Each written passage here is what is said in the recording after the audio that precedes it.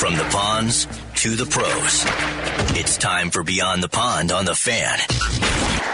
Here are your hosts, Pat Micheletti and Kevin Falness. Let's talk hockey!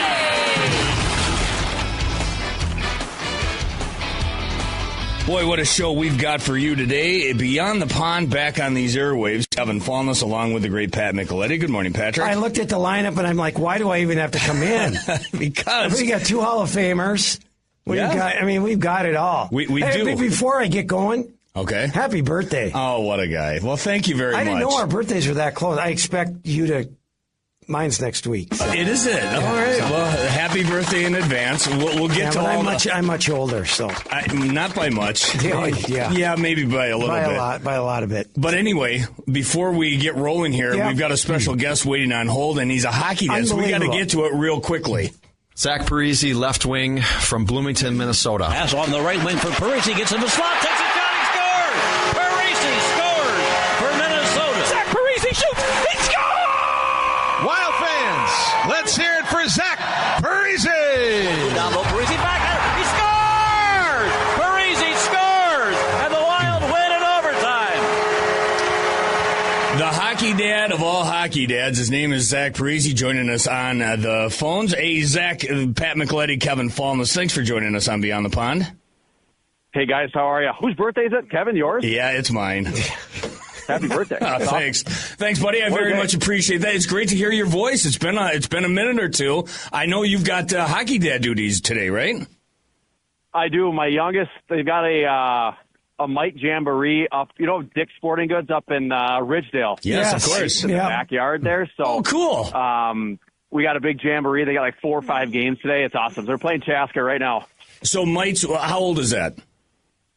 He is 7. 7 years old. Geez. Unbelievable. And so yeah, it's a lot of fun. And it's twins, right? He's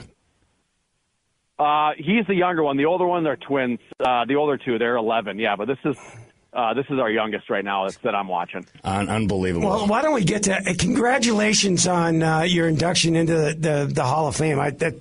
What an honor. How do you feel about that? I mean, it's just incredible. Yeah, thank you. It's great. I think the coolest part about it right now is it just kind of gives you a chance, which you never do. I guess at least I never did. Kind of. You never think of that, right? Career and think about everything. Right. So it's great. It's gonna be a fun week.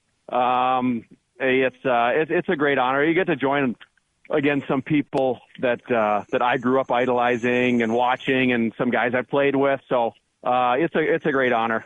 Zach Parise and 3 or 4 other people are going in to the U.S. Hockey Hall of Fame. The induction ceremony coming up Wednesday night at River Center. Tickets available at ushockeyhalloffame.com. Limited tickets are available. The event includes reception and dinner. You can go at Zach Parise, Scott Gomez, Joe Pavelski, Tara Mounsey, and Bruce Bennett all get inducted into the U.S. Hockey Hall of Fame class of 2025. Have you been up to Eveleth? Have you had a chance to check it out yourself in your world travels over the years, Zach? I went a long time ago. I think even when I was in grade school, we went up there on a field trip up like that direction, and we stopped there. But it's been a long time since I've been there. Hey Zach, one of these days, I know your time is limited today, and we appreciate you coming on. But I got to get you in studio for an hour because I got a zillion questions. I want to talk about your father and what he meant to the game and the North Stars and growing up as a kid and stuff. But I know JP is looking down and very proud of you today. Yeah, thank you. I had a great role model growing up. Yeah. And just he taught me a lot about the game. He taught me a lot about life. And so he was a great guy. And I loved hearing stories about him and the way he impacted different people's lives. And so we were lucky. Yeah, I tell you, I think I've told you this story before shortly, but he had such an impact on my life. He used to hire me for a shooting school, and when I was in college at the U, and then obviously had him for a coach for a while, and what a great man he was, and he impacted a lot of people, that you've mentioned. Yeah, thank you. And actually, Darby Henderson gave me one of those a couple of years ago. Gave me one of his shooting school hats. I don't know how Darby still had this thing, but so I do have some of the apparel that he has left over from the shooting school. What did it mean to you? I mean, I think there was a lot that went into the decision to come back and play in Minnesota in 2012 and how it worked out. And obviously, you set the record book on fire as far as franchise records and goals and assists and power play goals and game win, all that good stuff. But what did it mean to come back to Minnesota and have the opportunity to play in front of your family, including the late J.P. Parise? It was awesome. Really, it was. I mean, they made their way out to New Jersey every once in a while. They watched all the games on TV, but I think just for them to be able to come watch them live, and just to be able at the end spend a little extra time that, not being here. I mean, you never know how it's going to work out, but just the way it did, to be around, closer to the end, it was great. You went to, this, I have a bone to pick with you. You went to North Dakota, and that's fine and everything, but that's all right. We'll let that go. And, it was at a time when I was long gone, but when you were going through the recruiting process, and obviously you were one of the, highly recruited guys in all of North America, how much did you feel pressure to go to North Dakota? How much pressure was there to maybe go to Minnesota? Or how did that all work out? Well, honestly, I don't think there was any pressure to go anywhere. I mean, the difference is I didn't grow up here dreaming or watching college hockey, to be honest. Sure. So I never grew up a Gopher guy, never grew up a Gopher fan, and no disrespect, I just didn't. We were going to North Star games, not Gopher games. So right. My thing was always I want to go to the NHL. That was it. And for me, I felt that at the time the best path would be to go to North Dakota, and it worked out great. And I loved every minute of it. I would think so. Yeah, it would have been great going to the U as well, but it's just. That's the path that we chose to take, and it was awesome. Zach had an opportunity have an awesome conversation last week about this time with the great John Mayasich. He was in studio, and the top two scorers in the history of Golden Gopher hockey were in one booth, and it was awesome. And I asked him this question. I'm going to ask you the same thing, because I know you're proud of your time at North Dakota. I know you're happy with a lot of the things you did in the National Hockey League, but wearing that USA sweater, wearing the red, white, and blue, we got the World Juniors coming up here at the end of the month. You participated in that. The Olympics coming up here in just a matter of a few months over there in Milan. You participated in that as well. What did it mean to you to wear the red, white, and blue? It was incredible. I was lucky enough to do it with some good teams too. I mean, we won the under 18s, the first U.S. team to do that. We won World Juniors, first U.S. team to do that. So got to play in two Olympics, and I mean. It's so awesome to be able to do that on a world stage and play against the best, and just to be a part of the best, the U.S. team. I mean, it was incredible, and to play in those world events. There's really it's tough to put into words because it's such a good experience. I don't think we need to do any more PSAs for the World Juniors, but just from your vantage point, I know it's been a few years, 21 years since you participated in the World Juniors. That's really nice. Just to throw that in your face. What was that, man? I know. He's not going to want to come on anymore. Representing your country on a world stage is one thing, but at that age, in 2004, to be able to do it, what was the World Juniors like for you 2 decades ago, Zach? You know what? It was awesome, and it was so different because, there was not a lot of video. So all you did was hear about these other guys. You hear about Ovechkin. Right. You hear about Zherdev and all these great players from Canada, but you don't see them. You never see them until this is your first chance. You're playing head to head against them. And honestly, you see where you line up. You're like, okay, well, I think I'm a pretty good player, but now you're going to play against the best in the world. We'll see where you stack up. So it's a good, a little bit of a reality check, and it's a good measuring stick for an 18-year-old. I got 2 more quick ones for you. First and foremost, you're busy. You're a hockey dad. I'm a hockey dad. I know what it's like to have kids at the rink every single night. How close are you paying attention to the National Hockey League and even one of your former teams in the Minnesota Wild? honestly, I don't really pay attention at all. I know it sounds crazy. You just get so consumed. My kids watch it. We'll flip it on at home, but as far as paying attention, I don't really pay attention. I don't know if it's more of a burnt out thing, but I just pay a lot more attention to Pee Wee hockey and mite hockey right now. Yeah, I know that. I in fact, St. Louis Park took on Edina the other night. I got to see Josh Harding banging around the rec center, so good to see his face. Yep. The little Spurgeon kid, I think, was, and he's not little. I say little, but just because I think of him as a young kid, but he was on their JV team contributing there as well. The other thing I wanted to ask you about, in about an hour, we're going to be joined by another guy that's going into the U.S. Hockey Hall of Fame, and that's Scott Gomez. I'm going to ask him about you. I'll turn the tables. Tell me about Scott Gomez and what you remember about him as a teammate and as a competitor.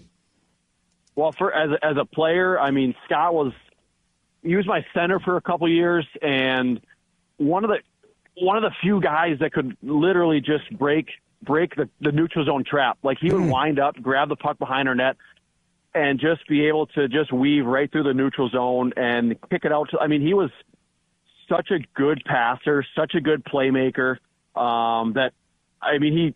was an awesome line mate for me. And then as a teammate, my first and second years when I played with him, and I was always one of the younger guys on the team, as the league was a lot older back then. But Scott always made sure that I was included in everything off the ice. You know, guys were going places, out for dinner on the road, doing things at home. He'd always make sure I was included and the young guys were included. So for me, those are things that you really, really remember from a guy like him. And he was just an awesome teammate. And that's so important for a young kid breaking into the National Hockey League too. Just feeling good, right? And feeling comfortable about yourself, and, so you get your game going then? No doubt. I always say too, like, if your teammates are making you feel good, you play better. If you're more comfortable with the team and off the ice, you just play better on the ice. So again, Scott always made sure that I was included in everything. And the one thing about Scott too is, everyone knows how defensive we like to play in New Jersey, but it was contradictory because Scott always told me, if you dump the puck in, you're the one going to get it. He's like, I'm not going to get that thing. So it was, that's just how he wanted to play the game, is just puck possession. Awesome stuff, Zach. Enjoy the night on Wednesday at River Center. Good luck with the old hockey dad stuff. And let's do this again. Yeah, we got to get you in for an hour or something. That'd be great. I know it's tough, but it'd be great. It'd be great. Awesome. Good luck, Zach. Thanks, Zach. Good, guys. All right, there he goes. Former Wild forward. I almost called him Wild forward. Former Wild forward Zach Parise, over 1,200 games in the National Hockey League, over 19 years, 889 points with, of course, the Wild, Devils, Islanders, and Avalanche. And I went and looked it up. In the 558 games he played with Minnesota, he had 199 goals, 400 points, 69 power play goals, and 39 game winners. 9th in game played in Wild history, 4th in goals, 11th in assists, 5th in points, and now tied with Kaprizov for 1st in power play goals, 2nd in game winners. So I don't it's care. Safe to say he had a pretty good run, without a doubt. And I don't know what people think about the move back in 2012, but I would do that again in a second. I don't know if this franchise, without signing those guys that day. Yep. I don't know if the franchise is here. I don't know. Made him relevant again. It gave some energy to this to the fan base and everybody, and really kept it going. I mean, when you think about it, you looked at the contracts, and they had to get done. Yep. And it boosted the organization, and here we are today. I don't know that I've talked to him since he left. It's been that long, so it was good to hear his voice. Yeah, really good. And if you want to see him in person, you can. How about, you could go to Dick's, I guess, in Ridgedale and watch his kids on the ice. But you can also go to the U.S. Hockey Hall of Fame induction ceremony. That's coming up on Wednesday night at River Center. Tickets are available at ushockeyhalloffame.com. Limited tickets available. Event includes reception and dinner. I told you about the cast of thousands. We're going to have another one of those guys that are being inducted here in the class of 2020. 2025 in Scott Gomez at the top of next hour. So I very much look forward to that conversation. Giving away Wild tickets today. Get those talkbacks in. Text us 64686. Whatever's on your mind. We can throw it right in front of Pat Micheletti and talk about anything in the world of hockey. It doesn't have to be Wild. Doesn't have to be NHL. Certainly college hockey, youth hockey, whatever's on your mind. And a great cast of guests coming up throughout the course of this 2-hour extravaganza. Right. Should be a blast, Yeah. Patrick. I'm looking forward to it. Why don't we get that first break out of the way? Let's We do had to it. get Zach off the air because he's got to go coach those kids. But when we continue, we're going to continue to cultivate our own kid. Brett Blakemore's Breakaways next on The Fan. This is Kevin Gorg, and I'll give you hundreds of reasons to listen to Micheletti. Hundreds. It's beyond the pond. Hey, this is Troy from Farmington. Great show as always. I got a quick question for Pat, since he used to play in the NHL. In November, of course, we all know that the Wild went on that incredible tear to basically negate their slow start in October.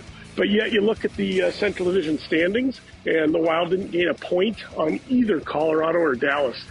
As a player, how tough is it, and do you watch the standings on a day-to-day basis when you're playing and it's November or December? Thanks for the talk back, Troy. Keep them coming. I'll give away a pair of random tickets to the Wild and Stars coming up Thursday at Grand Casino Arena. Get your own tickets at wild.com/tickets. How about you, Patrick? As a player, would you watch the standings in a day in, day out basis, even at the beginning of the season? Well, for some people, I think you always take a look at them, right? But the talk is get your game, go and worry about just winning because you just have to, it's so long that you can't be, consuming yourself looking at that thing every day. You just got to keep on playing and try to keep winning and forget about what happened in October and you get to November and have that November month and then you start a new month. So, I think a lot of teams look at it from a 10 game. You look at it every 10 games. You want to be above 500 every 10. So if you're taking care of yourself in that 10 game stretch, then you should be in pretty good shape. Keep those talkbacks coming. Keep those texts coming, 64686, and keep coming at you with Brett Blakemore's Breakaways. It's time for Brett Blakemore's Breakaway. Capriso in alone. Nobody going to catch him. Capriso score!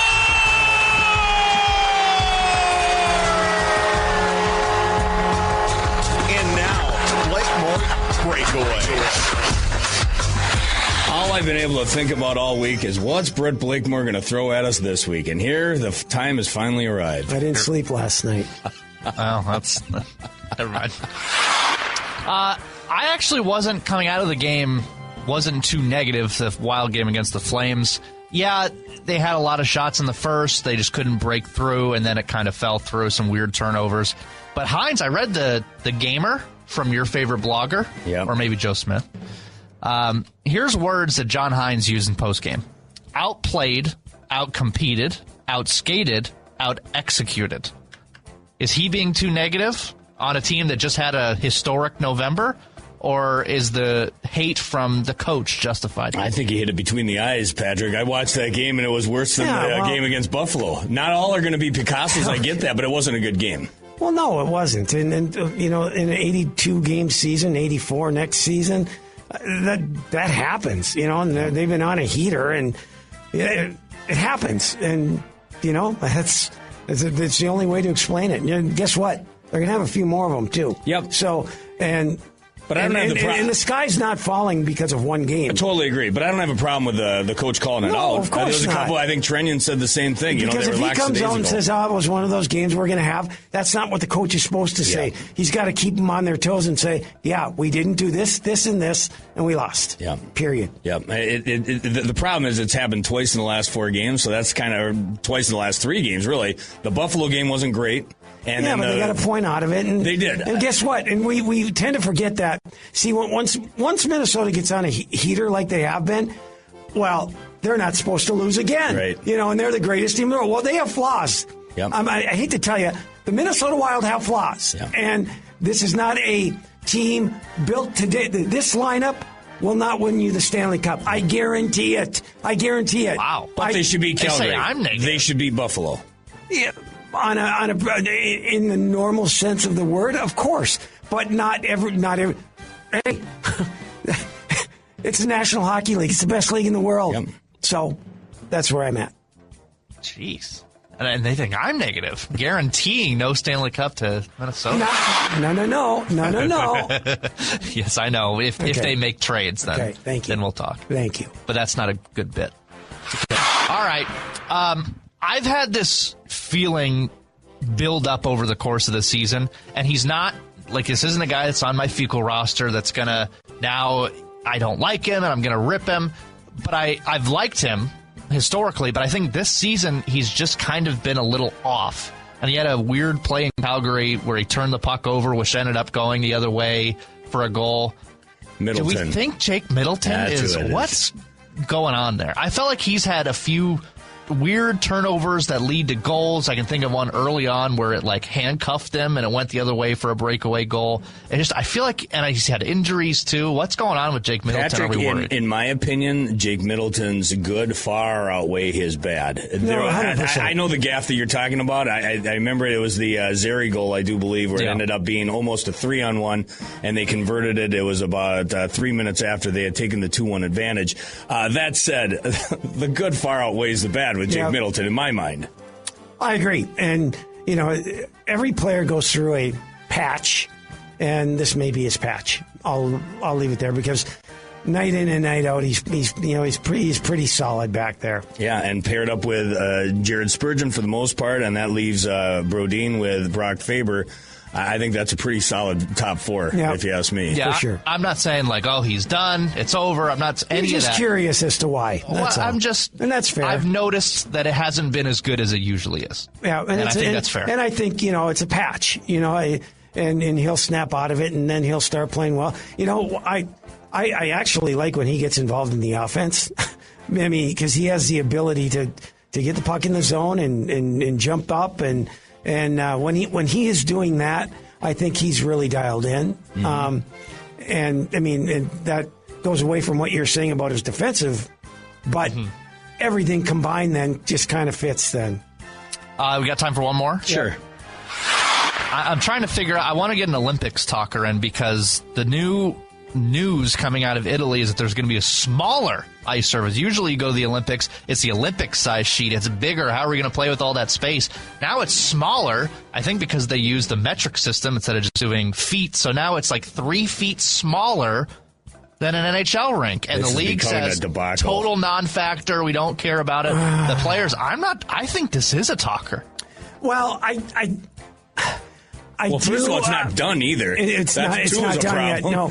Will it be a major? I think they'll condense the neutral zone, 1.5 feet each way. Either guys are bigger. Does that change the dynamic of who's selected?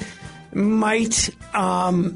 Regardless, shame on the Olympic Committee for allowing this to happen. It's December, and it's not done yet. I mean, we're talking about games coming up in February. Should have been done this summer. For sure, so they could at least be out there and playing on it and have eyeballs on it and give them kudos for what a great job they're doing. It ain't that at this point, and I'd be nervous as heck about it. The other thing I was thinking about, they probably couldn't do this. I was spitballing on Olympic years. Why not play 10 fewer games in the regular season? Because the way they're cramming games in here... And that's what it's going to be. But if you played 5 less at home, 5 less on the road, and then played a more like a regular quote-unquote schedule, man, the way they're cramming games in this year... And this will be a talker in February and March when we're talking who's going to make the playoffs, who's overtired. Because they're going to be beat up. How many guys are hurt? Yeah. And then not even to talk about the guys that your best of the best are going to Milan, and some of them are going to come out banged up. And this is crazy. Are they going to have to change the rules? What if a team just gets decimated by injuries, right? And you're up, in the cap and involved. Yeah. It's going to be something to keep an eye on in March. Yeah, no doubt. Great job as always, Brett. Maybe we can get back to it later in the show, although we are pretty jam-packed, including the next half hour. We're going to turn our attention to the college ranks. We've got both Bruce Ciskie, the play-by-play voice of the UMD Bulldogs, and Brett Larson, the head coach at St. Cloud State, both coming up in the next 30 minutes right here on Beyond the Pond. Beyond the Pond continues. Kevin Falness along with Pat Micheletti, an opportunity to talk about anything and everything in the world of hockey, including on the college scene, where our good buddy Bruce Ciskie, of course, is a resident expert. They're the play-by-play voice for the UMD Bulldogs, coming at us live from Kalamazoo, Michigan. How we doing there, Bruce? Boys, it's great to be back with you. How you doing? I told you, Bruce. I told you were going to win. I'd have to go back and check the podcast.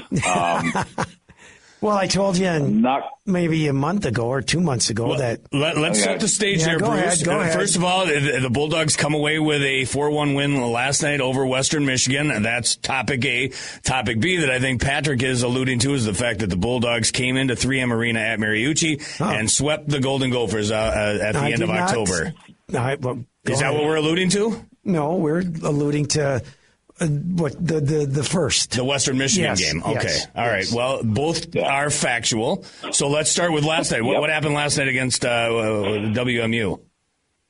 So I thought, and I came away from the rink and I sent a Snapchat to my kid back home, and I said, I think that's the best game they've played this year. Western Michigan, Pat, as you know, they make a living in transition. They go north real quick. Yep. They got a 2-on-1 about a minute and a half into the game. William Whitelaw came down the left wing side after blocking a shot at the point and got behind the D, and Joey Pierce played it perfectly, took the pass away, and Adam Guyon stopped Whitelaw. I'd have to go back and watch the whole game. I am pretty confident that was the only odd man rush Western Michigan had all night. And that is not easy to do against this team. No, and it's a tough building. It's a tough building to play in also. Yep, it is. And they handled that well. I thought the building was kind of there's been a more energy in that building before than there was last night, but I think UMD had something to do with it. Right. Because outside of that quick opportunity in the opening couple of minutes, Western had nothing. They pushed a couple times. They had some sustained offensive zone time. They took advantage of an icing after a long shift and got their only goal in the second period. But for a team that makes their living getting the puck north and getting bodies north and swarming you in the offensive zone, the Bulldogs gave them nothing. They managed the puck tremendously. And is it a little boring sometimes? Yeah, but it's very effective when you can play that way, and they did last night. And it was a very good sign that multiple lines contributing. Scout Truman, who's on the second line, had a couple of power play goals. The second power play unit got reconfigured during the bye week and had a great night last night. And Adam Guyon, once again, makes the saves he has to make, and it's been uncanny this year. It's so the opposite of what we saw from him last year, and a lot more in line with the expectations I think a lot of people had when he got to UMD. Yeah, I mean, if you're going to beat UMD, you are going to you're not going to get Scott Sandlin's not going to get outcoached, and he's such a, as you know, Bruce, a stickler to detail, and it just, you allude to it. The biggest difference from last year to this year, obviously a little bit more maturity they have, but the goaltending makes a major difference in whether you win or lose games. We knew very early on last year that the Plants, Jason Shaw could be up front, Adam Kleber and Ty Hansen in the back end. We knew those guys were ball players, that they could make a lot of special things happen. To be blunt, they could not outscore some of the mistakes they were making in the back end last year. They're not making those mistakes this year. And therefore they don't have to outscore those mistakes. And it's allowed them to get to their game a lot more easily. And it's made a big difference. And I thought the top line is, they've been dynamic. They're one of the best in the country. They're so talented. But they played, I thought, really well below the face-off dots last night in both zones, and that allowed them to get up the ice and play offensive. But the other thing it did was it kept Western Michigan from getting anything going in transition. Is this the last year in that building, Bruce? No. It is. I believe it's our last scheduled visit here. The new building's under construction. It's supposed to open fall 2027 is what we're told. So are you going to miss that? One more year in the old building. Are you going to miss that press box? It's tight. You've been there. It's tight. But I'll be honest, I am going to miss it because I sent it on my Instagram last night. you are literally right on top of the ice surface, and they don't build press boxes like that anymore. Too bad it's only like 10 feet wide, and you got to fit 50 people in there. That's it. Yes, that is an issue. I will give you that. I've got to try to carve out a spot because they put the visiting radio guy on the opposite side of the home radio, which is fine. You don't want to be yelling over each other the whole game. But the problem is that the side that I'm on is the side the PA guy's on. So I try to carve out my space as far away from the PA guys I can get. And yeah, it's a tight press box. There's no doubt about that. But it's unlike any other that we go to now because the vantage point is so cool. The pace of the game from where you sit in that press box is just ridiculous. I'll tell you, once those go away, they're not coming back. So enjoy it. I know It sucks that you're smashed in there, but there's been some great spots around the National Hockey League. We talked to Bob and Tom and Joe as well, that they were right over the ice. And then when they build new, you're going further gone. Back and you're in the clouds. And so once they're gone, they're not coming back. So enjoy it while you got it. So, Bruce, you know it's very, very difficult to sweep in college hockey. The Bulldogs have a chance to do that tonight. Thoughts going into tonight's game? So it's funny, Matt Wellens of the News Tribune brought it up with Scott Sandelin at his media conference on Wednesday, and I think Scott's just tired of talking about it. Right. And I get it, but the reality is that they're 9-0 on Friday and 4-4 on Saturday. And so I went and dug into some of the numbers, and expected goals at the college level. It's a flawed stat because there's a human being somewhere involved in the process that's got to assess the quality of an opportunity. Right. But their expected goals on Friday, expected goals against, are roughly 19 through 9 games. In 8 Saturday games, they're over 20. That tells you that they are giving up better opportunities on Saturdays than they give up on Fridays. Because the same people that chart them on Fridays are charting them on Saturdays in these buildings. It's not like it's a whole different crew walking in for the second game of a series. All right, I'll analytic this one for you. When you lose on Friday night and you're going into Saturday night, there's a little bit more oomph in your game from the opposing team. And so I'll just leave that one right there. Hey, do you want to take this opportunity to gloat about the Bulldogs coming to the U of M campus and getting the sweep in October? This is your opportunity. No, what I would like to do, though, Kevin, besides wish you a happy birthday, is I would like to point out that every game the Gophers win from here on out helps the Bulldogs. So I'm actually kind of a Gopher fan right now. You don't even have to worry about that. What are you, number 1, 2, 3, 4? 4. What do they call it now? The NPI? The NPI. Okay. Yeah. You're gonna have to explain that to me. UMD was 6 going into the bye week last week. The Gophers go into Denver and beat the Pioneers in overtime. The Bulldogs go up to 4th. Yeah. Well, that's all we do is help. Any game the Gophers want to win down the stretch, that's all we do is help our little sister friends in the Northland. Careful. I know. I shouldn't say that. You know, I'm kidding, Bruce. Bruce, good luck tonight in Kalamazoo. Enjoy the ride, man. The Bulldogs are on fire. It's been fun to watch. Thank you much, boys. Appreciate it. Happy holidays, everybody. You too. Thanks. There he goes, Bruce Ciskie, the play-by-play voice of them UMD Bulldogs. Very cocky these days there, Patrick. And rightly so. They got a really good team. Yes, they do. Let's go on the other side of the state and check in with the head coach of St. Cloud State. It's Brett Larson joining us here on Beyond the Pond. Good morning, Brett. Hey, guys. Thanks for having me.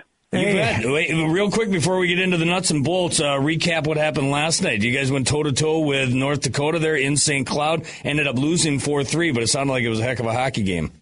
Yeah, it was a great hockey game, actually. It was everything that you could look at analytically. It was an even game, face-off shots, chances for and against, all those things.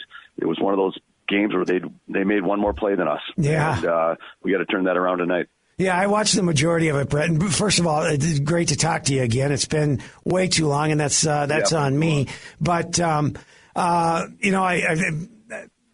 Hall. I mean, that goal. I turned on SportsCenter this morning, and it's a top 10 play. But what a shorthanded goal he had. But to your point, you got to just. They'd score, you tie it up. They'd score, you tie it up. And like you said, it was just, it was one play that decided the game. It really was. And it was, like I said, as a coach, it's tough. You're obviously want to win a big game against a huge rival, but you look at your team and you got to find ways to get better tonight. I thought we played really well last night. I just thought there were some times where we got to get better at getting underneath our coverage, getting around the net, creating second, third opportunities.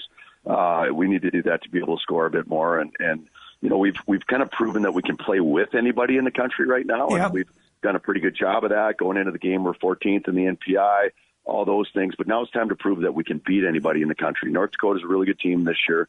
We got to play with something to prove tonight. You know, I know coaches don't look at it. I look at it, Brett, you know, and, you know, when someone asks me, well, what do you think of this team? I'm like, well, talk to me in January and February, because that's when you know if you got your team dialed in, if they're all on board with what the coaching staff is saying, and you're doing what you want to do. I know, you know, that's easy to say from my perspective, but from a coach's perspective, darn it, you know, you wanted to get that win last night. Exactly. We got a good crowd. The energy's in the building. You want to take it to a rival, let's face it. And it felt like that type of game. And it was kind of a slugfest, you know, like each team had some chances. Each team was playing well. It felt like just a really good hockey game. But there's no consolation trophy in a game like that. No. You lose it. You don't feel good about yourself. And, but in college hockey, usually, coming back Saturday night, it's tough to win 2-0. Because I'll tell you what, the Huskies are going to be hungrier. It's just that 1% that's pushing it over the hump. I think we're gonna bring our best tonight. Yeah, and Brett, you know, with the changes in college hockey, which every year they seem to change, but you know, this year with the influx of the Canadian junior players coming in, the parity in college hockey, it's ridiculous. I mean, if you would ask me, you know, of the 25, 30 teams that I think that potentially could win it, I mean, it's just crazy how difficult it is to win night in and night out in college hockey. I've never seen it this tough, Pat. I totally agree with you. And there are no upsets anymore. Mm-hmm. Just aren't. Like, you know, the fans will think it's an upset at times, but the coaches in college hockey know right now there is more parity than ever. Obviously, with the expanded player pool and the ability to bring in more players to improve your team, there's not a bad team in college hockey right now. Anybody can beat anybody. If you don't show up ready to play, you're going to get beat. Well, I have a feeling you're going to have a fire lit under those guys for the rematch tonight coming up at 6 o'clock in St. Cloud. What are you expecting in Game 2 of 2? I want us to get to their net. I do. We got to get in front of their goalie. We got to make it uncomfortable for him. I thought we were a little bit perimeter offensively last night. We need to be a little bit harder and get to the dirty areas and get rewarded for it. And we need to take a step as a team. Like I said, we've been right in there. Yeah. We've had a lot of really good games. But this, as you said, Pat, like I want to see us take a step. I want to see us bring our A game tonight and beat a big rival at home in a big game. And just get that little bit of swagger that you need to prove that you can beat the big boys. So, like I said, we've been proving we can hang with them. Now it's time to prove we can beat one of the top teams. Go get them tonight, Brett. Thanks for doing this. Thanks, guys. Thanks for having thanks, me. Brett. There he goes, Brett Larson, the head coach of the St. Cloud State Huskies. They got North Dakota tonight, 6 o'clock in St. Cloud.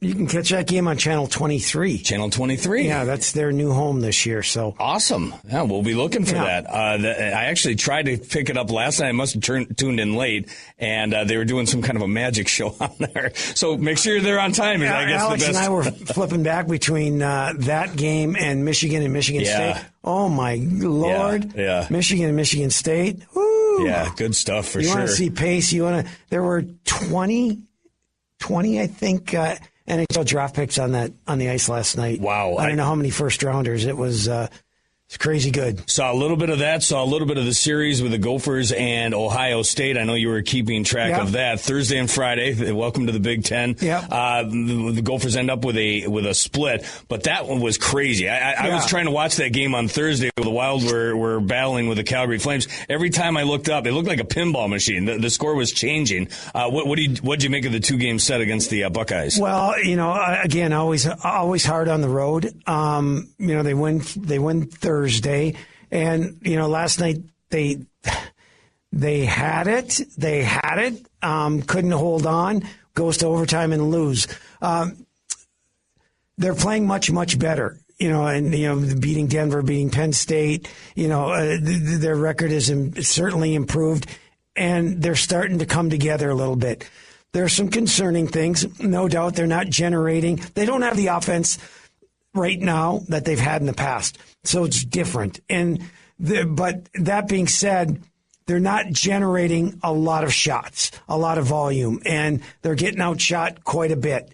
And so, I think when you look in the second half, you want to see that get a little tighter in terms of shots for and shots against.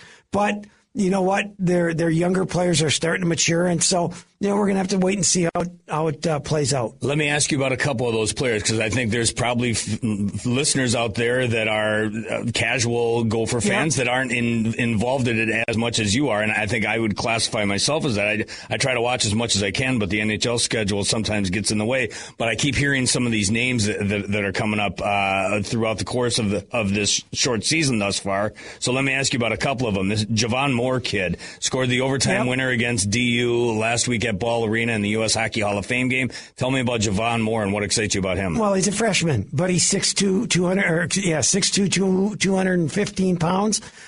Skate like the wind. I mean, he made a pass last night to Brody Zemer that was just beautiful. And, he got the game-winning goal in OT against Denver.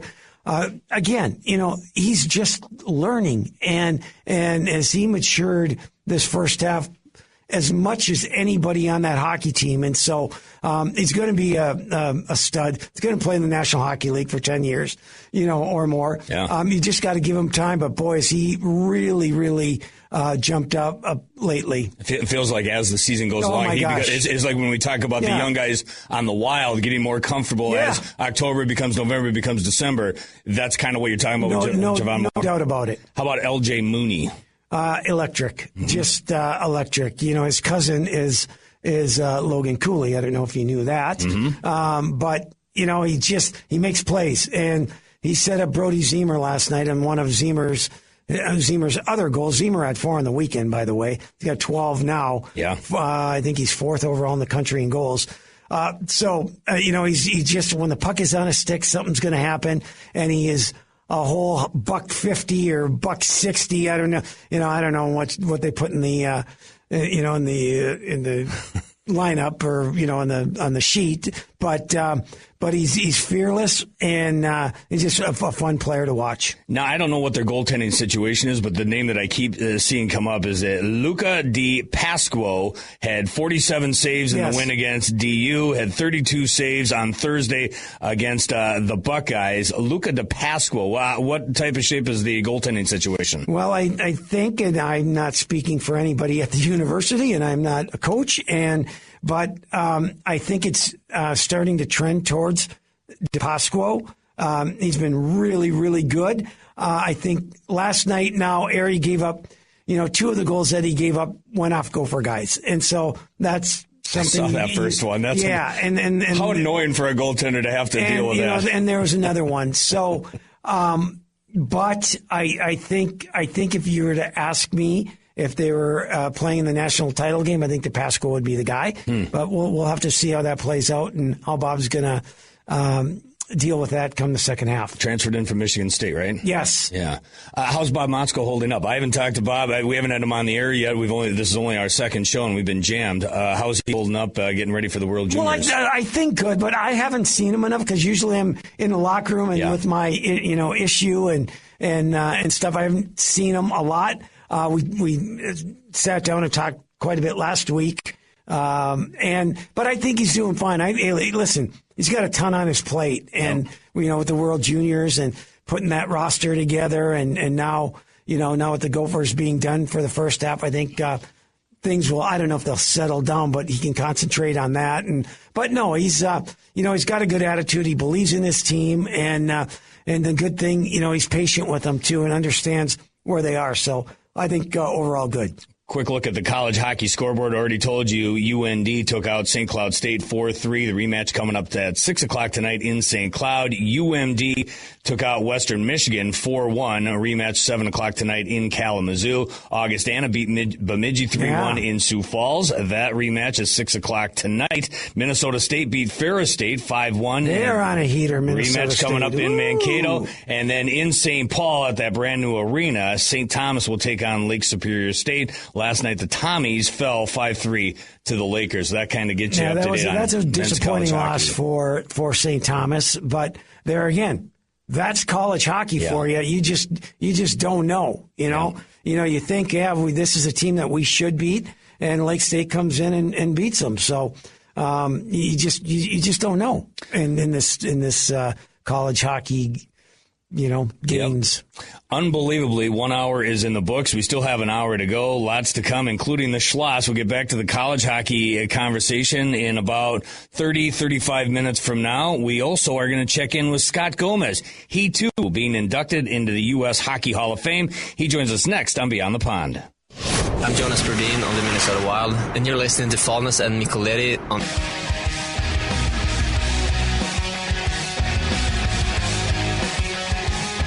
All right, waiting on Scott Gomez. Should be joined by him here in a little bit. He's going into the U.S. Hockey Hall of Fame. Class of 2025 on Wednesday at River Center. When we get him, that'll be a lot of fun. I'll tell you this much, Pat. I don't know if you looked over here. Do you see this in the corner?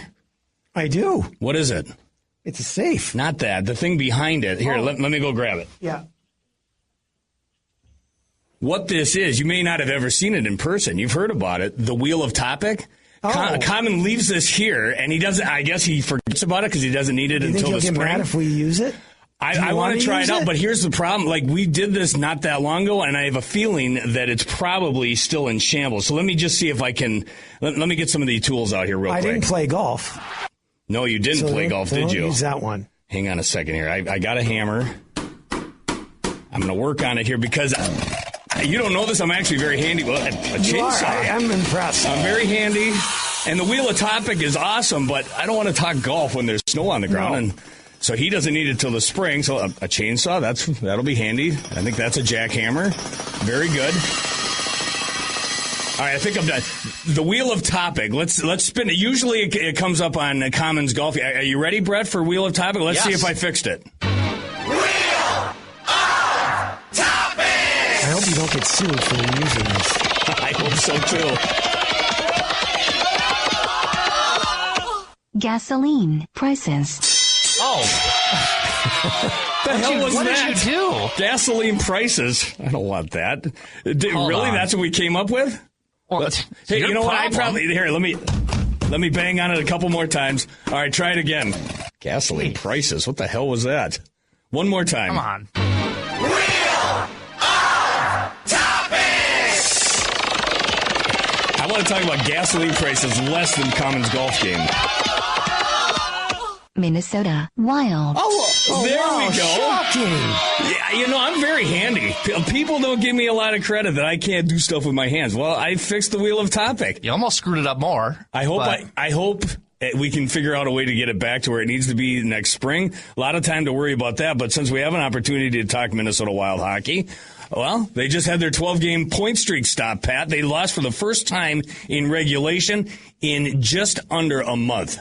Yeah, and that happens. What a start to December, and November's behind us now, and here we go, right? When we last talked about this time last week, they were coming off that wonderful Black Friday game against the Colorado Avalanche, and no one could that was a heavyweight battle. The Avalanche had a 10-game win streak going into that. The Wild had a 6-game win streak. Just an epic battle there within the Central Division, and unfortunately, the Wild followed that up with 2 of the next 3 were clunkers. Whether you wanted to call it that or not, that's fine. And things like that happen. You're harder on them than I am about that. Which is shocking. Go ahead. I wouldn't call them clunkers. I mean, they were good games. Yeah, but you're starting to Buffalo last place in the Eastern Conference, Calgary last place in the West. But you're starting to think, hey, they shouldn't. How can they lose? They shouldn't lose. Yeah, they should win 82 games. They beat Colorado, and then they fell short against 2 bad teams. I mean, you go from highs to lows. It's. Anyway. The negatrometer. Yes, negatrometer. Let me ask you this question. Okay. All right? Game 7, Stanley Cup Finals. Who's your goaltender? I don't know. I mean, it is so hard to not say Jesper Wallstedt at this point. 100% it's him. The numbers he's putting up, like we had Masic in last week. We talked a little about Frank Brimsek. He's bringing up numbers like Frank Brimsek. Yeah, it's ridiculous. And how good was he against Edmonton? I mean, when Edmonton for the better half of the second and third period outplayed Minnesota. I mean, how good has he been, period? Yeah. His numbers are ridiculous. Has not lost in regulation. His numbers are practically sub-zero. A little bit of an exaggeration, but again, what he did against, I don't know if you saw what Edmonton did. Brett, the who are next you game. Starting, Brett? It's got to be the Great Wall of St. Paul. Come on. Yeah, I know. It's amazing. And the team has bought into what the Jesper Wallstedt effect. But I don't know if you saw what Edmonton did. After the Wild blanked them 1-0, they go and they play Seattle. 9 and goals. just absolutely destroyed them. Oh, yeah, like 9-3 or something like that. 9-4. Yeah. Just a ridiculous beatdown. A McDavid hat trick, Draisaitl on the board. They got a lot of their frustration out that Brodin, Ek, and Wallstedt put on them 2 nights prior. They took it out on the Kraken Thursday night in Edmonton. Yeah, and if you go back to that Calgary game, too, that game is over in the first period. Had Minnesota scored on a couple of they had great opportunities in the first period and power plays, right? Yeah. And they didn't. So okay, Calgary says, "Hey, we're in this thing," and you kind of saw Minnesota drift off a little bit. And sure, they didn't play their best game, obviously. Yep. But they could have put the game away in the first period. And they didn't, and they ended up losing. Meanwhile, for Jesper Wallstedt, 8-0-2 now in his 10 starts, has not lost in regulation the entire season. He's got 7 straight victories. He's won in his last 6 starts. He's got 4 shutouts, and he's a perfect 3-0 when it comes to the shootout. Now 4 shutouts on the season, 5 in his National Hockey League career. I mean, the heater that this kid is on, they're riding this, and I say they're riding it. They're still doing the full-blown goalie rotation. Yeah. You have any problem with that?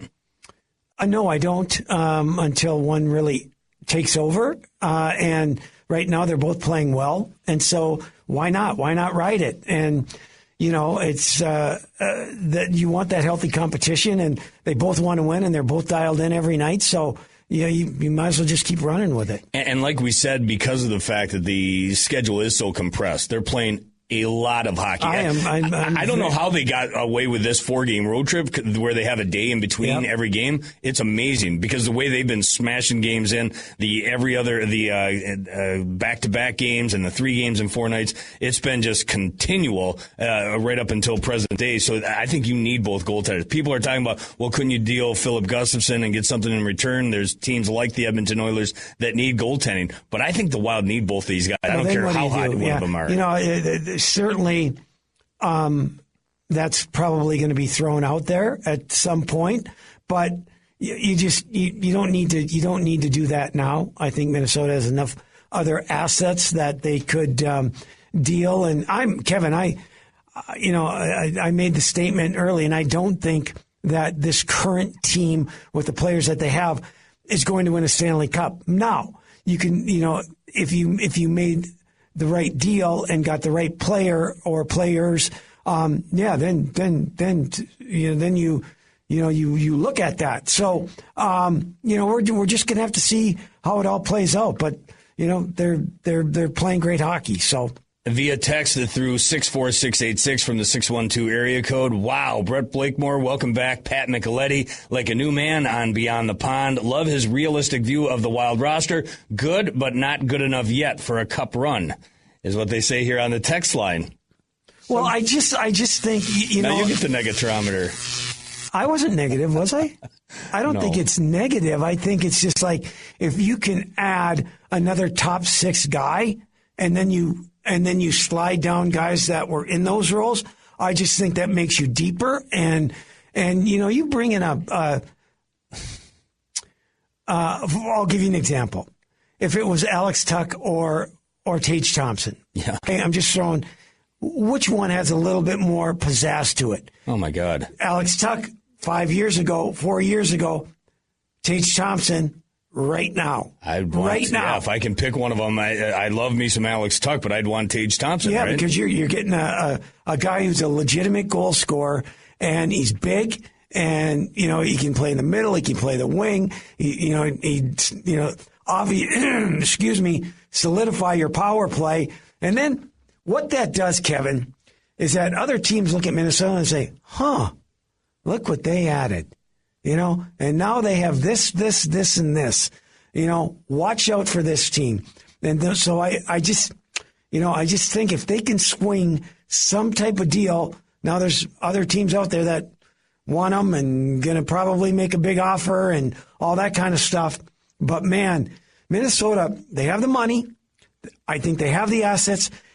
Is Bill Guerin, is he bold enough to move someone, a fan favorite, or whoever that is, to get that player that may elevate them? I don't think there's any doubt that he's bold enough. Can he pull it off? The problem is you got to have, it's got to be a two-way conversation there. He's got to have someone willing to deal, and I think that's been kind of the issue here with the Buffalo Sabres as of, going by the reporting, what we've heard in the last few years, is the fact that they didn't want what the Wild were offering for J.J. Peterka, Alex Tuch, Tage Thompson. All depends what you offered, right? So on and so forth. Obviously, it wasn't good enough. Real quick, we've got a special guest on the line. We've got it by the name of Scott Gomez. What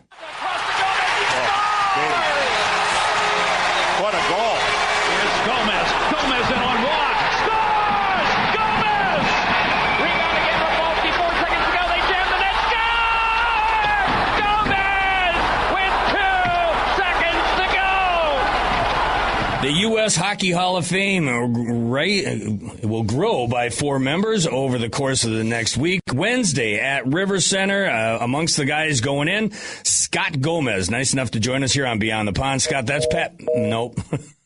Too much of an intro, I guess, for Scott Gomez. Let's do this. We'll get him back on the line, Brett. Let's take a quick break. Yep. We'll try to get you Scott Gomez and Tony Scott here from Youth Hockey Hub when we continue on Beyond the Pond. This is Wild Captain Jared Spurgeon, and you're listening to Falness and Micheletti on Beyond the Pond.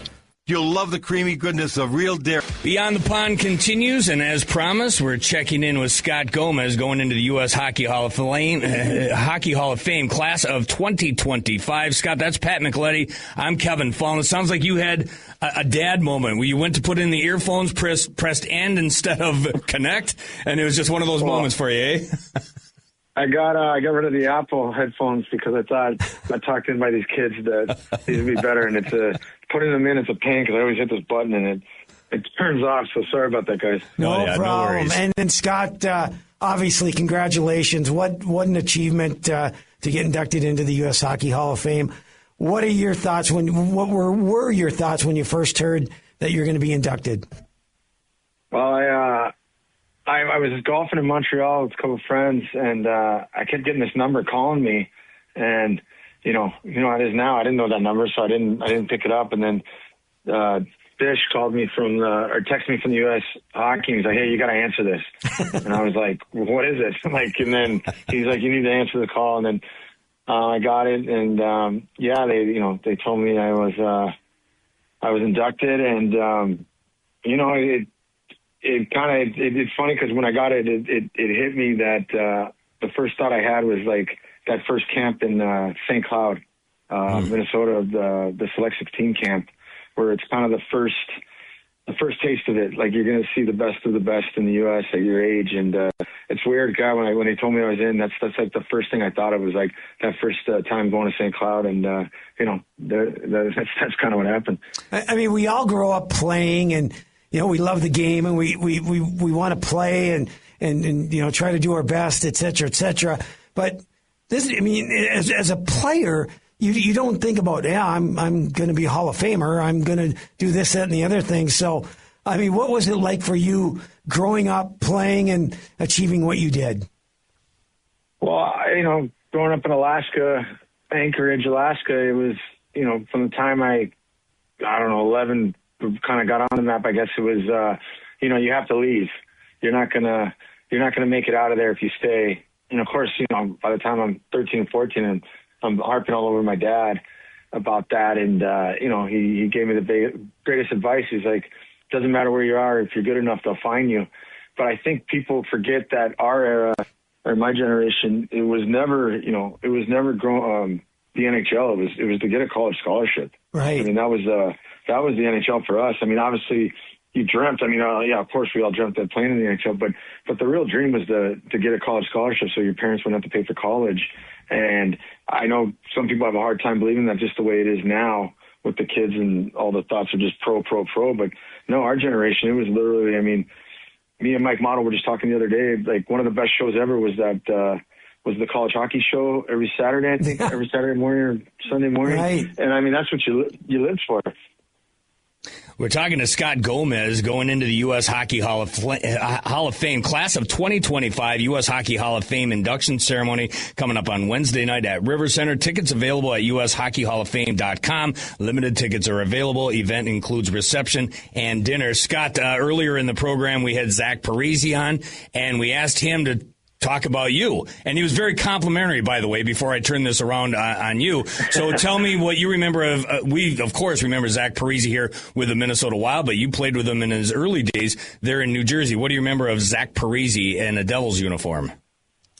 I remember the Devils really, really excited about this kid, like kind of the steal of the draft, or, you know, I don't know who's in his years, but they were really, really, I mean, there was hype on him, meaning, you know, and Zach, I first met him at actually the Olympic camp.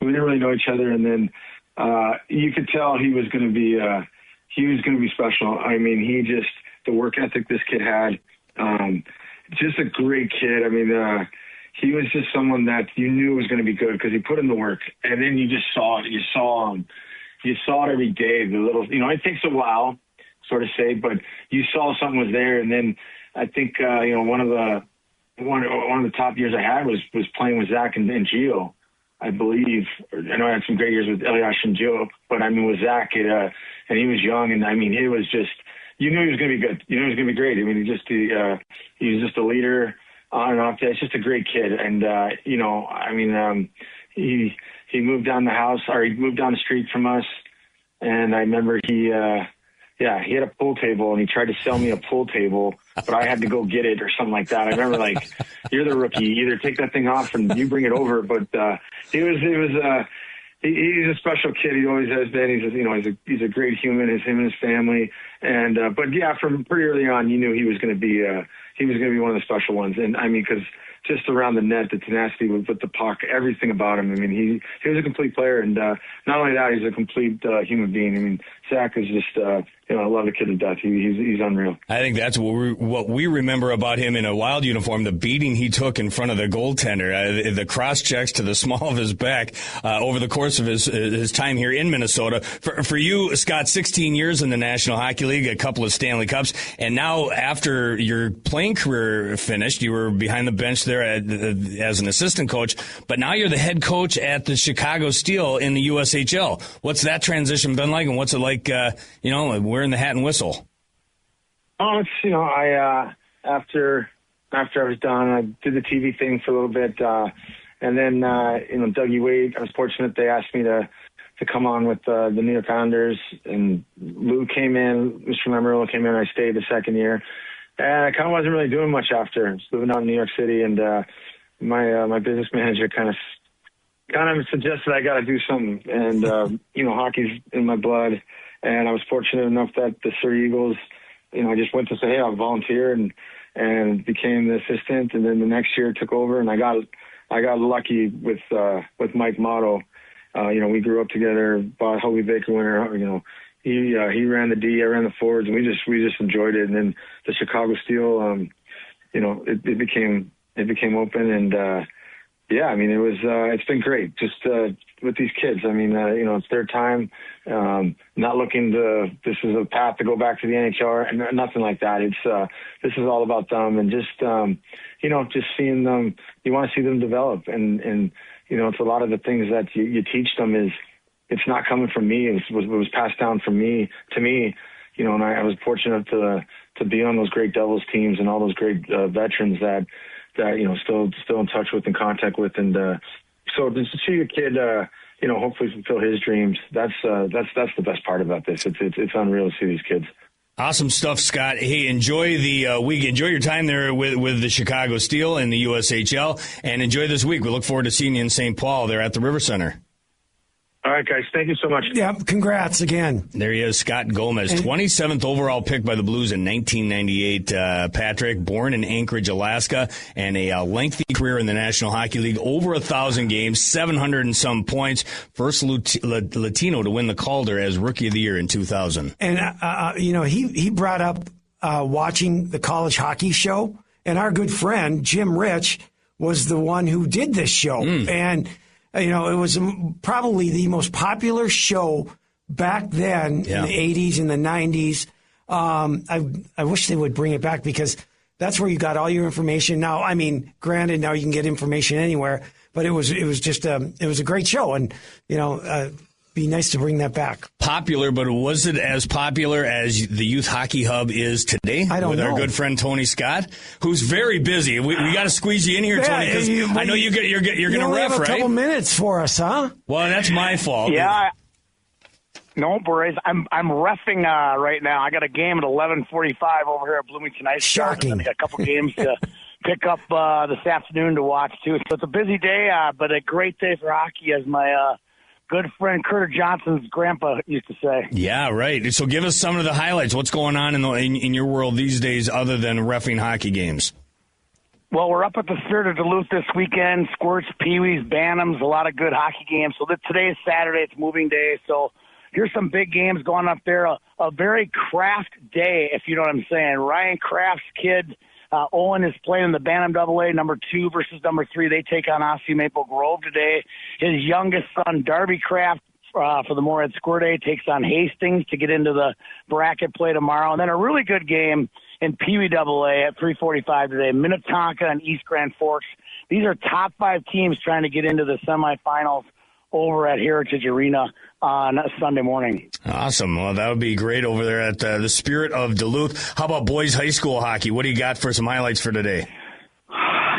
Pat, I swear I'm not just calling on you every week. I know. It's happening. Hey, you got to go there, right? Here comes the Hibbing. You have to go there. Hibbing hosts Shakopee at the Memorial Building today. Shakopee's a very good AA team. They have high AA wins already. So does Hibbing. Hibbing's undefeated. I expect the Blue Jackets to win this game, but don't count on Shakopee. It's a very good team. And then Hill Murray travels over to Rogers today. Rogers, a preseason top 10 team, has got healthy the last couple of weeks. That should be a really good game in Rogers. How about on the girls' side? There's 2 big games on the girls' side. Obviously, the biggest one is Johnny Pohl's number 1 Hill Murray team travels over to Victoria today to take on number 2 Holy Family. I'll be going there right after this game I ref. And then up in Warroad today, number 2 Warroad hosts number 3 Breck. Ooh. If you remember any of the Breck Warroad rivalries in our previous decade, will that be the 2010s? I think it's going to be back again. World strong, Breck strong. That should be a great game. It's a truth and reconciliation games today up in World, where they wear special jerseys to honor their Native American friends in World. Describe yourself as a ref. What's your style? I try to let the game. Here's what I look at. I grew up playing hockey at Lake of the Isles with 10 kids at a time. I look at myself as a guy out there administering 10 kids on the ice, playing, letting them play as much as possible, and trying to keep them as safe as possible. There you go. What happens when they yell at you, though, the coaches? Oh, that's a great question. I don't talk to the coaches unless there's a disallowed goal or a major penalty. Yeah. Other than that, they can yell all they want. Last thing, we'll let you go on this note. What do we find at youthhockeyhub.com if we go there today or this week? You're going to find podcasts. Oh, my gosh, too many podcasts. 7 podcasts released every week. You're going to find a computerized formula for all youth hockey teams, PBBs, 10Bs, Bantam Bs, 15As, you name it. Unbelievable. And then great staff rankings and a great just a lot to learn about youth hockey in Minnesota. You'll find it there on that website. I don't know how you guys do it. I would strongly recommend, Tony, having Pat Micheletti in there. You had me in there for like an hour and a half. Were you in there? It was a fun conversation. They have a great studio right up the road up there in Bloomington. Well, I can't beat that. Bring Micheletti in there. Anyway. All right. Tony, have a great day. That's the deal, Pat. You got That's it. The deal. I'll have you in soon. You'll love it. You'll absolutely love it. See you, Tony. Thank you. Tony. Our weekly contributions from Tony Scott at Youth Hockey Hub at youthhockeyhub.com. Find him on Twitter at Youth Hockey Hub. They do a great job. He's repping games. I don't know how they put in between all the content they put together, too. I get tired thinking about it. I did go in there for an hour and a half. He says, hey, would you mind coming in and talking? I said, I will. It's not exciting. It's actually obviously it was boring. I don't know. Hour and a half? Well, yeah, but I mean, I can talk, but I don't think it's exciting content. Just talking about myself, but all right. Well, but you like my favorite talking about yourself. Yeah. All right, let's do this. Speaking of guys we love to talk to, how about the Schloss? We'll get back to the college hockey conversation. The Bob McKenzie of college hockey joins us after the break, and we still got to give away some tickets. We're going to do it randomly. I think I got a couple of pair to the Wild and Stars coming up Thursday at Grand Casino Arena. They get rid of this 4-game road trip. They're back on home ice for 4 in a row, including Thursday, and you can win tickets. I need talkbacks. I need texts at 64686, and we'll get to that plus the Schloss when we continue on Beyond the Pond. This is Wild GM Bill Guerin, and you're listening to Falness and Micheletti on Beyond the Pond on KFAN. Hello, Mr. Falness. Would just like to say this Wild season has just been a joy to watch. Started slow, but what a great run they've been on, and Parise off, and the goaltending has been amazing. Goldie and the whole crew. Would love to go watch them play. Go Wild. It's been a fun season to listen to on your radio as you hashtag new TV. Back on the airwaves tonight. We got 2 late ones to finish off this road trip. Tonight at 8:45, Monday 8:45, tonight in Vancouver. Monday? And then on Monday in Seattle to take on that's right. the This Hayden is a Kraken. Weird 4-game. It's a 4-game road trip. It takes you from Edmonton to Calgary to Vancouver to Seattle, and typically at least one set of those would be back-to-back, but they've got a day in between each of them. Got to get these 2. It's kind of nice. Yeah, it would be nice to get, well, especially coming off of whatever you want to say. I say it was a lackluster performance. John Hines says it was, I can't think of the exact quote, but he was not a fan of their effort against Buffalo or Calgary. So you have the opportunity here to finish it off with, even if you got 3 out of 4 points in these final 2 games, you have the opportunity, including tonight against a Vancouver Canucks team that I looked at their roster. They should be good. They're not. All I read is that they're going to trade everybody, and I know. And nothing's happened yet. And I'm sure these things take time. And Quinn Hughes going, Sherwood going. Who knows, right? I was watching their game last night. I think it was against Utah, and it just felt to me like Pettersson was just unengaged. He just did not look like it. Just looked like he was just kind of going through the motions, like, God, get me out of here. And they ended up losing 4-1 to the Mammoth. There's a lot. You look at each team, and you look at their quote unquote stars or top players, and for him being their top player, I just I don't see it enough. I would love the behind-the-scenes look at what that Horvat-Pettersson thing was. It just because Horvat it almost seems like he should be on Buffalo. There you go. I mean, look at the number of really good players. They can't get Buffalo out of their own way in Buffalo. They can't win. Yeah. It's amazing, and they are going to get fleeced at some point. Vancouver may as well, but let's see what happens tonight. Again, pregame at 8:45. Puck drops just after 9 o'clock right here on FM 100.3. The Fan. That's what's going on in the NHL. In college hockey, I can't believe we waited this long to talk to Brad Schlossman of the Grand Forks Herald, and now we will finally make good on that. How you doing there, Bradley? Great. How are you guys doing? Good. You're not mad at me for you getting bumped last week, are you? I forgot about that. Because it wasn't me. I didn't bump you. I get a text saying, how about we dump Schloss? I'm like, how can we dump the Bob McKenzie of college hockey? And I'm like, okay. I was so mad. I think you were relieved more than anything, Brad, if I had to guess. I was just blowing up Falness text about how upset I was. Took you 8 hours to get back to me. I'm going to start this by, I always ask you, whenever usually you come on the first show of the year, but you got bumped. Who you pick for the, what do we call it, the Frozen Four this year? Oof. I know you have. I had Michigan State was my preseason number 1 team. Okay. I'm trying to think now off the top of my head. The one team. Okay, here I'm bringing it up right now as we speak. Michigan State number 1. I had Western Michigan number 2. Wrong. Wrong, but go ahead. Probably. They also Western Michigan just lost their best defenseman for their year, so that really hurts. Yep. Univaisinen, knee injury, he's out for the rest of the season, so that's a big loss. Number 3, I'm definitely wrong. I had Boston University there. Okay. Too young. They're struggling. Number 4, I had Denver. And number 5, I had Wisconsin. Okay. So those were my top 5. Interesting. Very interesting. Close. I have. Yeah, Wisconsin was a good pick. BU is not. It's looking like right now. Yeah, Wisconsin kind of.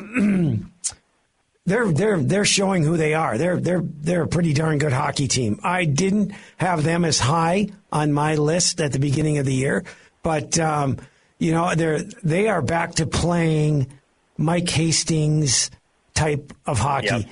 Big, older, not give up anything. How'd they flip it so quickly? Because it wasn't that bad that long ago. Yeah, he's brought in a couple guys, obviously, from his prior team, but. Yep. And now it's just clicking. And that's just the style that they play, right, Schloss? Yeah, I think it's a really good mix. They've got some younger, really skilled players mixed in with some of the older four-year guys. You mentioned the guys he brought over from his previous stop. This is kind of interesting. You look at their top four scorers, and the leading scorer is Gavin Morrissey, who was committed to Minnesota State and then switched it over there. Great number player. 2 is Christian Fitzgerald, who came over. Right. And number 4 is Simon Tassi, right, who came over from Minnesota State. So he is thriving with some of the guys he had over at Minnesota State. And, they've Eli Pulver's been in. He did not bring him over because he played for the Strand last season there. But he's kind of got in the net a little bit here and played well. So, yeah, they've got a really good mix, I feel, though. They've got some skill guys. They've got some tougher to play against guys. Their D-core's pretty good. It's a little bit older now. And, yeah, that's a well-built team. Well, I tell you, Schloss, I certainly want your opinion on this. With the Canadian junior kids coming in and adding a little more, should we say, age and experience and skill and such, I tell you, college hockey, good luck picking a winner because, on any given night, there's, in my opinion, 30 teams this year that are in it. Am I wrong? No, I think, just in general, no matter what sport you're dealing with, the deeper the player pool is, the more parity you're going to have. Yep. And that's why we'll see like high school teams that are just super dominant. Whereas the NHL, you just don't, it's, you go up levels and just the depth of the player pool has really impacted college hockey this year. And I think some of the top teams may have gotten like 10 to 15% better with the CHL. And I think the non-traditional powerhouse has probably got about like 25% better. Yep. So I think the net gain was with the depth programs, even though everyone benefited. And we're seeing some really entertaining hockey, I feel. Like, I just saw Bemidji State last weekend. That's as much skill as I've seen there. Right. They're a really skilled, fun-to-watch team, and you're just seeing that all over the country. Yeah, well, I look at the CCHA, and there are 6 teams that you can put in a hat and pick one, and they could win it. Or they're capable of winning. You've seen Bemidji State play. I've seen, Minnesota State play in Bemidji and St. Thomas. These are good hockey teams. Yeah, I don't think I've seen the CCHA this good. And I think a big reason for that is the CHL pool being opened. A lot of teams benefited from that. Interestingly enough, Minnesota State is probably the best team in the league, and they did not jump into that pool, but some of the other schools did. And I think we're seeing this is the deepest CCHA I've seen.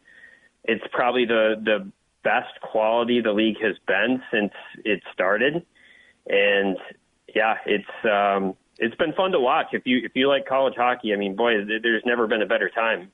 Talking to Brad Schlossman, one of our favorites here on Beyond the Pond from the Grand Forks Herald. Find him on Twitter or X at SchlossmanGF. You can also find him online, grandforksherald.com/UND hockey. We talked a little bit earlier in the show about the Golden Gophers. You got to see them up there in Grand Forks in middle of October, something like that. I think it ended up being a split. Gophers getting the second of 2 with a 5-1 victory. Give us, as a guy that follows college hockey and you got a chance to see the Gophers up close, and of course they grab a lot of the headlines here locally. What have you thought about the Gophers as they go through basically what looks to me like a transition year, going from the high talent that they had on their roster last year compared to what they're trying to build now under Bob Motzko? Yeah, I like this freshman class that they have. I view this freshman class as maybe more of a little bit of a traditional, let's say, Denver class. These are like the mid-round pick types. They're not I'm going to come in as a freshman and be a Logan Cooley, right? Right. But they're going to be really good 3-4 year players. But they're not guys that can come in and carry the team right away. And I think the back end probably isn't good enough to be in the top echelon of the Big Ten this season. So they are going to go through some ups and downs this season. They already have. But if you are a Gopher fan, I think the part that you have to be excited about is when you start looking down the line here. This is a class that's going to be around. They're going to be really, really good juniors and seniors. And then as they get to that age, the guys they're going to bring in a couple of years are going to be the guys who impact right away. Wyatt Collin will impact right away next year for Minnesota. Let me He's get going to be a really good player. Yeah, let me get your thoughts on this, Schloss. I know North Dakota's awfully young, also, right? And they got some high end guys that are going to be number one picks. But that being said, with the influx of these Canadian junior guys that are older, a little bit more grizzled, maybe not have the skill of some of the younger guys like North Dakota has, or other teams, or Michigan or Michigan State or what have you. Will being older help you go farther, even though you might not be as talented? I think it still does. I think you still need to mix in the older players with the younger players. And my best example of that right now is looking at BU. BU has 19 NHL draft picks. I don't know if a college hockey team has ever had 19 NHL picks. And BU's going through struggles. Like this, they're just so young. They have one senior on their team, and they're basically a 500 team right now. And I think watching that, it's like I still think there is some value to having a really good mix of those 4-year guys with some of the younger players. And we'll see how the year plays out. But the teams that have been super, super young are not winning the national title. And if you want to go for a Minnesota example for your local audience, the best, you look back at that team that played in the title game against Quinnipiac. Yeah. That team had the mix. Yep. They were old on the back end. They had some of the younger high-end players like a Snuggerud and a Cooley. But really the anchor of that team was like junior Brock Favors, senior Ryan Johnson, senior Jackson Lacombe. Like they were old in certain areas. And I think that is the perfect mix for a college hockey team. We had Bruce Ciskie on, and he called last night's big win for UMD over Western Michigan. Scott Sandlin's got it turned around there, doesn't he? Yeah, and they're really being carried by one line. It's really something that everyone goes into a game against Minnesota Duluth knowing that if you shut down that top line, you're probably going to win, and nobody can do it. And like to me, Max Plant is the guy that makes everything happen for that line. Max is like Zam Plant and Jason Chagabay are good players. Max is different. He is special. Like I think he's ready for the NHL. Wow! And he really drives everything on that line. And I think he's going to win the Hobey Baker Award. He's one of the better players I've seen in the NCHC. And then they mix in some. They've got some D who are starting to get a little bit older. Ty Hansen's a sophomore, so he's still young, but he's really good. Adam Kleber, he's a sophomore, but he's pretty good. It's that sophomore class that's carrying the Bulldogs right now. Adam Guyan in net. Finally starting to get some goaltending. Yeah, that's been big. He struggled last year. He went through some ups and downs. He's figured it out. So really, though, they go as far as that sophomore class takes them, and how that top line. Everyone knows all you need to do is shut that top line down. Nobody can do it. To that point, it sounds like Steve Yzerman was in the building last night. Max Plant drafted in the second round in 2024 by the Detroit Red Wings. So Steve Yzerman definitely keeping an eye on him. Are you coming in town later this month for the World Juniors? Will you be here? I will be there. Awesome. I will only miss, I think, the quarterfinal rounds. I think I'm going to be camped out probably at Mariucci for Canada. Okay. E.J. Emery from North Dakota is going to be on Team USA, I think. We'll see. Team Canada is going to announce their roster on Monday. I don't know if there's going to be any fluctuation with NHL guys that they might release or maybe not. But there's a couple candidates, some of the young guys you talked about, Pat, from the CHL that North Dakota picked up.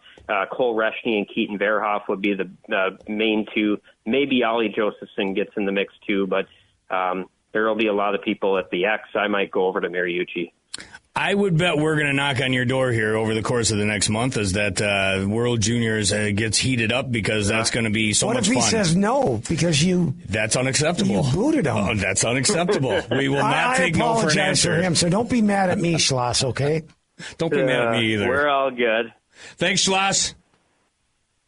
Thanks, guys. Yeah, have a good one. You too. Brad Schlossman, again, follow him on Twitter or X at SchlossmanGF. He works for the Grand Forks Herald, online, grandforksherald.com/UND hockey. It'll be weird. I mean, I don't think the Gophers play until January now when they take on Bemidji. Yeah, they're off. So we'll have to figure out something to do. And the World Juniors is going to be a great outlet for us to be able to talk some hockey during that abyss, at least from a college hockey level. It's going to be great. And now knowing that Schloss is going to be in our backyard, we'll have to knock on his door. Show from your studio or what? We certainly could. I hadn't even thought about. I haven't thought about the end of this week. You have to look at the end of the month. So looking forward to that. Brett, how about you? What do you got going on the rest of the day? You going to watch soccer? You going to go?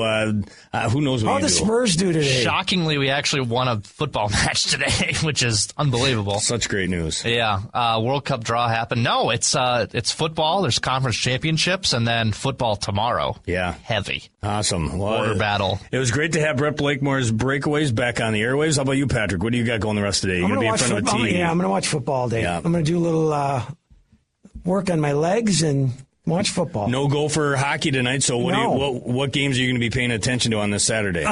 Michigan State. Will you make it past 9 o'clock? Hockey? No. You don't know wild hockey for you tonight? Well, maybe. They're late. You have to, yeah. Yeah, see if they can get back on that horse. They had their 12-game point streak come to an end. Yes, and don't panic. I mean, Wild fans, they're going to lose. They might lose 2 in a row. Yeah. Hopefully not tonight, but, that may happen. It's okay. It's Volstead between the pipes tonight, most likely. And it's a win. Looking for an 8th consecutive victory. The no goals given up. Speaking of your legs, I'll be the one to ask it. How's your health situation? Good. Uh-huh. What's the update on I am progressing and working hard every day, and it's just a long process, but getting there. 2 weeks in a row we've had you in studio, and to me that's the best news of all, because then we know that you're headed in the right direction. So absolutely, let's make it 3 in a row next week. Happy birthday! Should we sing? Happy birthday, we Kev. don't need to sing. Let's say happy birthday to you. For Pat Micheletti and Brett Blakemore, thanks for listening. I'm younger than you. I know. But much older than Brett and Alex, as a matter of fact. So, thanks, gentlemen. That was a lot of fun. Thanks to everyone for joining us, too. U.S. Hockey Hall of Fame, their induction ceremony is Wednesday. And to help celebrate it, we had Zach Parise and Scott Gomez on, Brett Larson from St. Cloud State, Bruce Ciskie as well. Of course, we had Brett Blakemore's Breakaways, Brad Schlossman just now, and Tony Scott from the Youth Hockey Hub. An action-packed show. Hopefully you enjoyed it. If you missed any of it, go ahead and podcast it at your earliest convenience here on KFAN.com. Until next week, I'm Kevin Falness. Enjoy your day and go wild. For an extraordinary advantage in sports, you need a game plan. For an extraordinary advantage everywhere else, all you need is Acrisure. With a high-tech human approach to insurance, cybersecurity, and more, Acrisure helps you take care of what you care about. That makes winning easy. See what Acrisure's extraordinary advantage can do for you at Acrisure.com.